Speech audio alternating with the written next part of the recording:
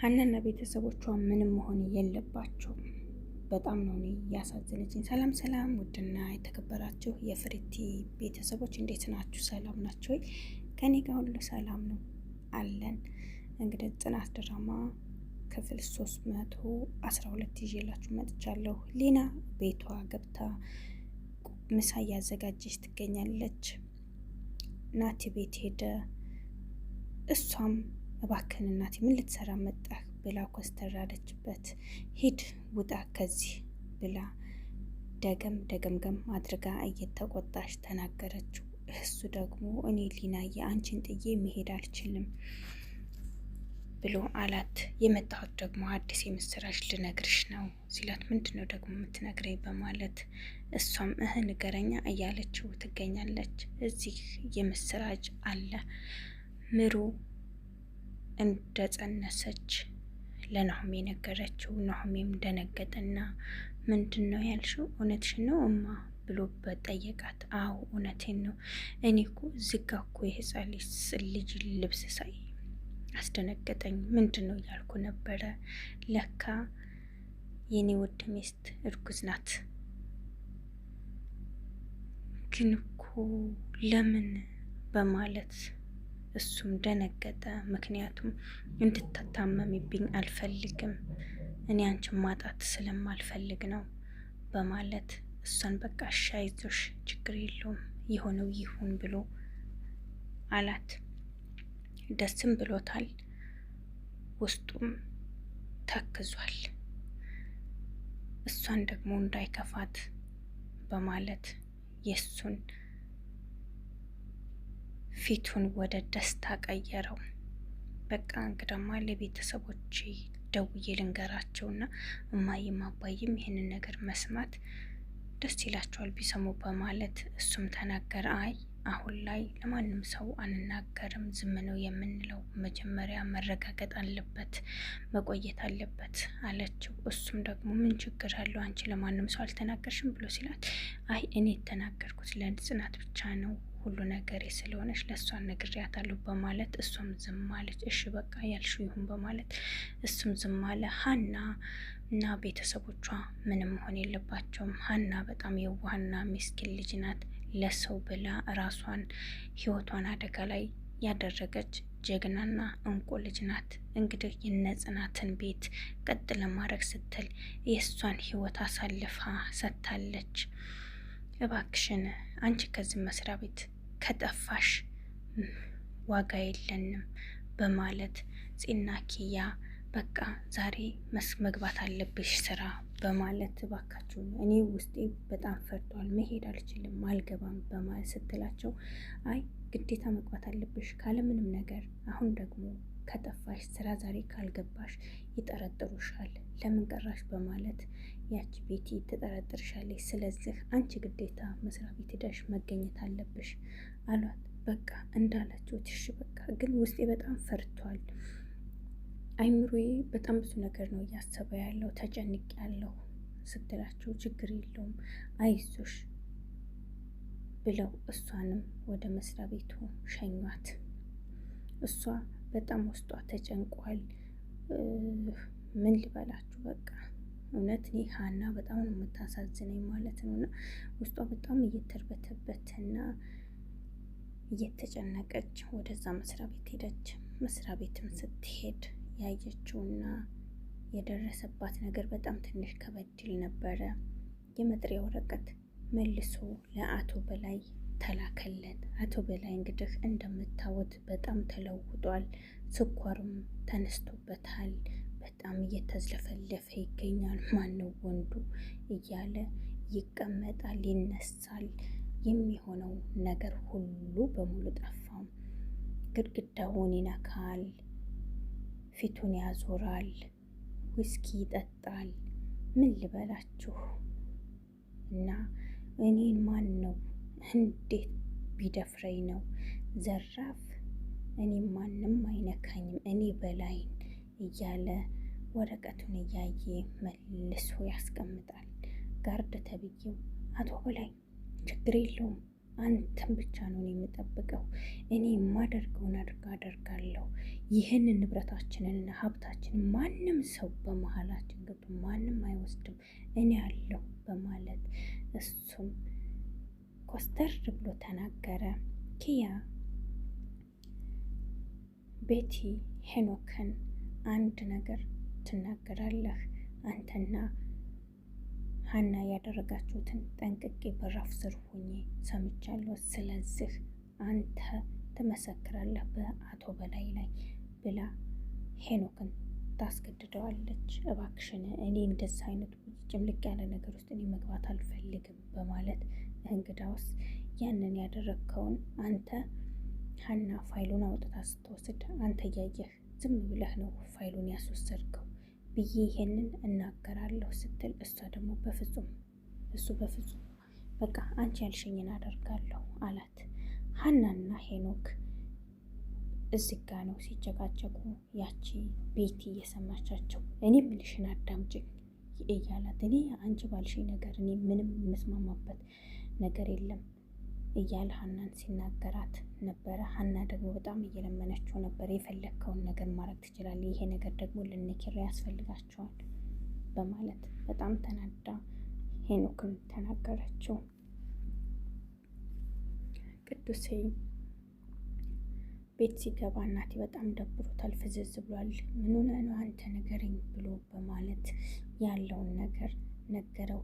ሊና የንኮ ከእንደዛ ከጨለማ ስራ ላስወጣት አልቻልኩም፣ አንተንም አስቸገርኩ በማለት አትቸገር፣ ችግር የለውም እኔ ወንድምህ ማለት አይደለሁ፣ ከአንድ ሆድ ባንወጣ እኮ ብዙ ነገሮችን አሳልፈናል በማለት እሱን እያበረታታ ይገኛል። ፍቅር በጣም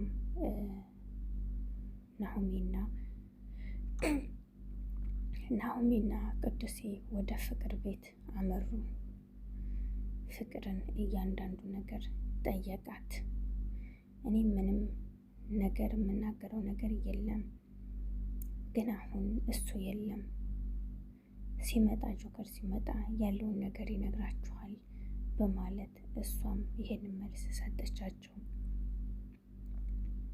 እሺ እስኪ አንድ ጊዜ ስልክ ደውይለትና ያለውን ነገር ጠይቂው በማለት እሺ ብላ እሷም ስልክ ደውላ ጠየቀችው።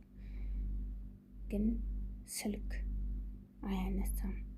በቃ እሺ ሌላ ጊዜ እሱን እናገኘዋለን በማለት ቅዱሴና ናሆሜ ከቤት ወጥተው ሄዱ። ፍቅርን በጣም ግራ ገባት። በእናታችሁ ትዳሩን ታገቱለት በማለት ነገረቻቸው። እሱን ችግር የለውም አታስቢ፣ እኛ ማድረግ ያለብንን ነገር እናደርጋለን እና ለምን በባዶ ለምን ትሄዳላችሁ ቤቴ መታችሁ ስትላቸው አይ ሌላ ጊዜ ፈሸክ እያለ ቅዱሴ ሌላ ጊዜ እንመጣለን በማለት ተሰናበቷት እና ሌላ ጊዜ እንመጣለን ብለው ተሰናበቱ፣ ወጡ። ፍቅር በጣም ተጨነቀች። አምላኪው ምንድን ነው እየተካሄደ ያለው ነገር በማለት በጣም አሰበች እና ጨነቃት። እኔወት እዚህ ጋር ስመጣላቸው ሀና በጣም ከባድ ጭንቅ ውስጥ ነው ያለችው። ይቺ መርዝ ቤቲ ያለውን ነገር ለአቶ በላይ ነግራቸዋለች። እያንዳንዱ ነው እኔ የሰማሁት በማለት ሀናን በጣም እያንገላታቻት ትገኛለች። አንዴ በጥፊ ትመታታለች፣ አንዴ ደግሞ በቤተሰቦቿ ታስፈራራታለች፣ አንዴ ደግሞ ፀጉሯን ያዝ አድርጋ ወደ ታች ትናገሪያለሽ አትናገሪ፣ እውነታውን ተናገሪ እያለች በጣም እያስፈራራቻትና እየተሰቃየች ትገኛለች።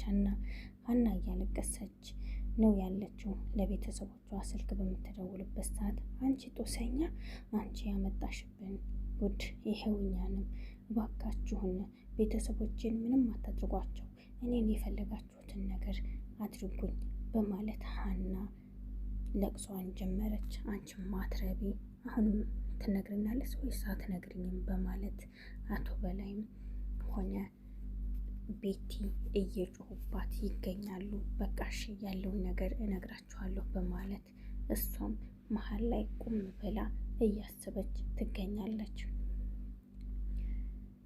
እዚህ ጋር ኪያ ኤደንን ለምንድን ነው እንደዚህ የምታደርጊው? ለምን ተዋሻለሽ? አንዴ ከወንድሜ ጋር አንዴ ከዛ ምንድን ነው እንደዚህ መንዘላዘል እያለች በጣም እየተቆጣቻት ትገኛለች። በጣም እሷም እያበዛችው ነው። ለምን እንደዚህ እንደምታደርግ ብቻ አላቅም። ኤደን የሰው በጣም ትፈልጋለች። ሆኖ ግን እሷ በዛን ሰዓት ፈልጋና ፈቅዳ ያደረገችው ነገር አይደለም። ሄኖክም ቢሆን እሱም በሚመጣበት ሰዓት ነው ይሄንን ነገር የሰማችው።